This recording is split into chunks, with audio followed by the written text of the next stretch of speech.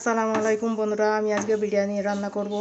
তাই এর মধ্যে 1.5 কিলো চাল আছে, 3 কেজি 200 মাংস, ডিমও দিয়ে দেবো সিদ্ধ করে, 7 ঘন্টা ভিজিয়ে রেখে দেবো।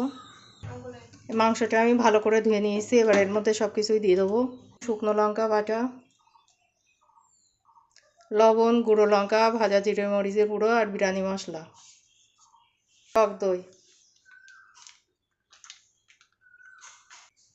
সর্ষের তেল।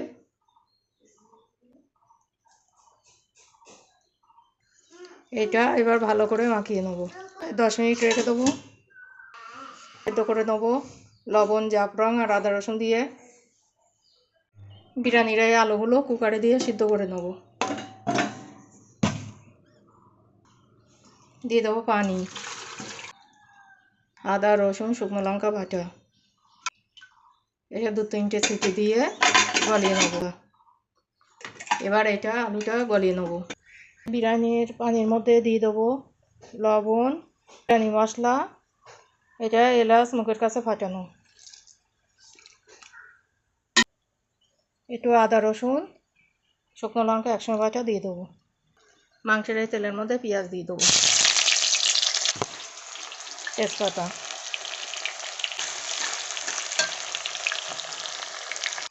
বিরিয়ানির ভাতের মধ্যে সাদা তেল দিয়ে দেবো।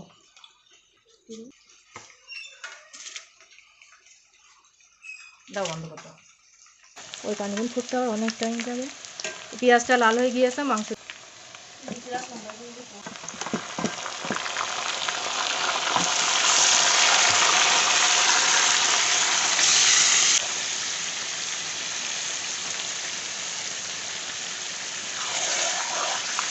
ভালো করে কষে নেব।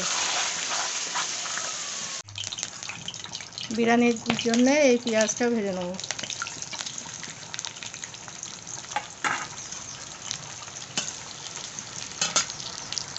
পেঁয়াজের ব্রেডটা ভাজা হয়ে গিয়েছে, এবার তুলে নেবো। আলুটা লবণ দিয়ে ভেজে নেবো। এটা ভাজা হয়ে গিয়েছে, তুলে নেবো। আর এই তেলে এবার আলুগুলো লবণ দিয়ে ভেজে নেবো। মাংসটা আমি খুব ভালো করে কষে নিয়েছি। এবার কুকারের মধ্যে দিয়ে গলিয়ে নেবো। দুধ গরম পানিতে গুলে নেবো। এই দুধের মধ্যে দিয়ে দেবো সামান্য একটু জাফরান, দিয়ে দেবো একটু গোলা পানি, কেওড়া পানি, সেন্ট নিয়ে এসেছি। এবার একটু ঘি দিয়ে দেবো। মিমি ভাত চামচ, এবার ভাত দিয়ে দেবো। বন্ধুরা দেখো, একটা ভাত।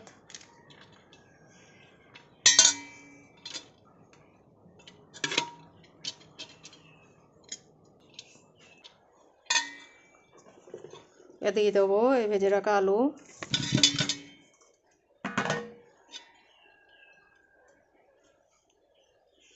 আবার দেবো।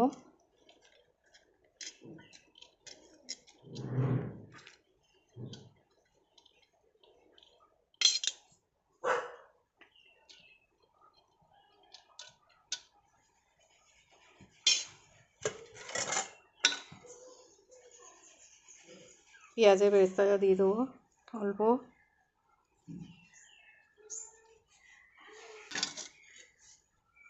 এবারে আমল দুধ গোলানো অল্প দিয়ে দেবো।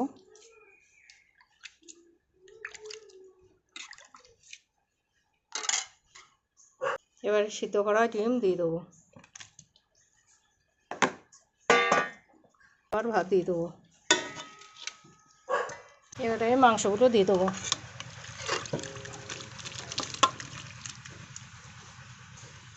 আর যা ভাত আছে সবগুলো দিয়ে দেবো। আলু বখরাগুলো দিয়ে দেবো।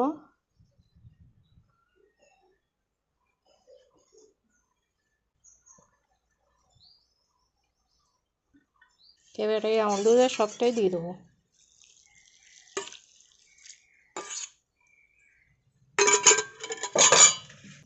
গোলাপ পানি,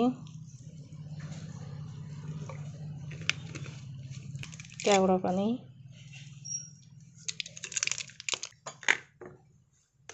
ঘি,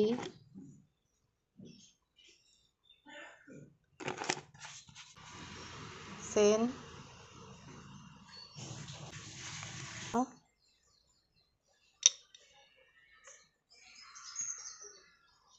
একটু চিনি,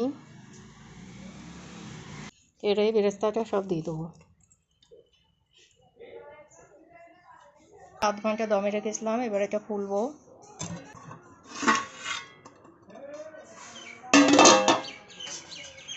দেখুন বন্ধুরা, এটা কত সুন্দর হয়েছে। একটা ভাত আর একটা ভাতের সঙ্গে লেগে নেই। যদি তোমাদের ভালো লেগে থাকে প্লিজ একটা লাইক, কমেন্ট আর শেয়ার করে দেবেন।